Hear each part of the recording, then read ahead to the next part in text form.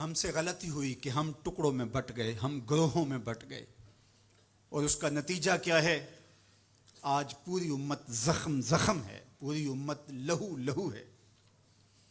کہا تمہاری ہوا اکھڑ جائے گی اگر تم نے اللہ کی رسی کو چھوڑ دیا، تم نے رسول کے دامن کو ترک کر دیا، تم گروہی تقسیمات پہ یقین رکھنے لگے، تم نے 1.5 اینٹ کی مسجد کھڑی کر لی، تم تقسیم در تقسیم کے عمل سے گزرتے رہے، تم امت سے فرقوں سے جماعتیں، جماعتوں سے لابیاں، اور لڑکتے لڑکتے تم ٹکڑے ٹکڑے ہو گئے، تم کرچی کرچی ہو گئے۔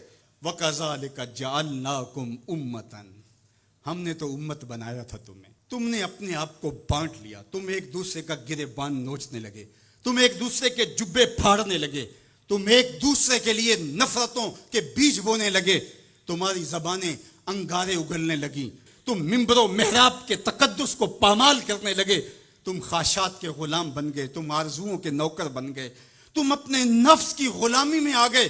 تم تو غلام تھے آمنہ کے لال کے، تم نے کب سے نفس کی غلامی اختیار کر لی، تم کب سے خواہش کے نوکر بن گئے، تم کب سے نفس کے بندے بن گئے۔ تم نے امت بننا ہے، تم نے رسول اللہ کا غلام بننا ہے۔ تمہارا لب و لہجہ بتائے ہم حضور کی امتی ہیں، تمہارا طرز زندگی بتائے تم حضور کی امتی ہو۔ تم ترازو پہ کچھ تول رہے ہو تو لوگ دوسری طرف بھی منہ کر کے کھڑے ہو جائیں، یہ غلط نہیں تول سکتا، یہ امت رسول ہے۔ تم بول رہے ہو، لوگوں کو یقین ہو کہ یہ جھوٹ نہیں بول سکتا، یہ رسول اللہ کا امتی ہے۔ تمہاری وحدت، تمہارا زور ہے، تمہاری طاقت ہے، تمہاری توانائی ہے۔ تو فرمایا وَكَذَلِكَ جَعَلْنَاكُمْ أُمَّةً، ہم نے تو امت بنایا تھا تمہیں۔ آج حضور کے قلب اطہر پہ کیا گزرتی ہوگی جب شام کی بچیوں کے منہ پہ تماچے مارے جاتے ہیں، جب بغداد میں حضور کی امت خانمہ برباد نظر آتی ہے، جب برما میں آری لے کر کے اعضاء کاٹ دیے جاتے ہیں، دشت لیلہ سے لے کے کندھار تک، غزہ سے لے کے کشمیر تک لاشیں ہی لاشیں بکھری ہوئی نظر آتی ہیں، بستی بستی کریا کریا، صحرا صحرا خون، امت والے امت کا ہے کتنا سستا خون۔ شام، قدس، کشمیر اور برما، کس کس کا احوال کہوں، ہر سو زخمی، ہر سو لاشیں، ہر سو بہتا خون۔ امت والے امت کا ہے کتنا سستا خون۔ آج امت لہو لہو ہے، اس پوری کائنات میں 1 انچ بھی جگہ ایسی نہیں ہے جہاں آتش و آہن برستا ہو اور وہ کفار کی سرزمین ہو۔ جہاں بھی خون بہتا ہے وہ بستی مسلمانوں کی ہے، جہاں لاشیں گرتے ہیں وہ گھر مسلمانوں کا ہے، جہاں عصمتیں لٹتی ہیں وہ خطہ مسلمانوں کا ہے۔ یہ ہمارے گناہوں کی سزا ہے جو ہم کاٹنے پہ مجبور ہیں، اور جب تک ہم امت نہیں بنتے تب تک رسوائیاں ہمارا مقدر ہوں گی۔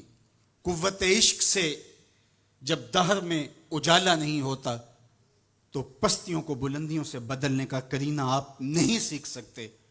نام محمد کو تھام کر کے، امت کی وحدت کے تصور کو اجاگر کر کے، حضور کا پاکیزہ وجود جو امت کی وحدت کا ضامن ہے، اس سے بے لوث محبت کا رشتہ اور الفت کا ربط جب تک مضبوط نہیں ہوتا تب تک ہم ان مشکلات سے کبھی بھی نہیں نکل سکتے۔ 1000 فلسفے تراش لیں، 1000 منطقیں بگھار لیں، لیکن کوئی نتیجہ نہیں ہوگا۔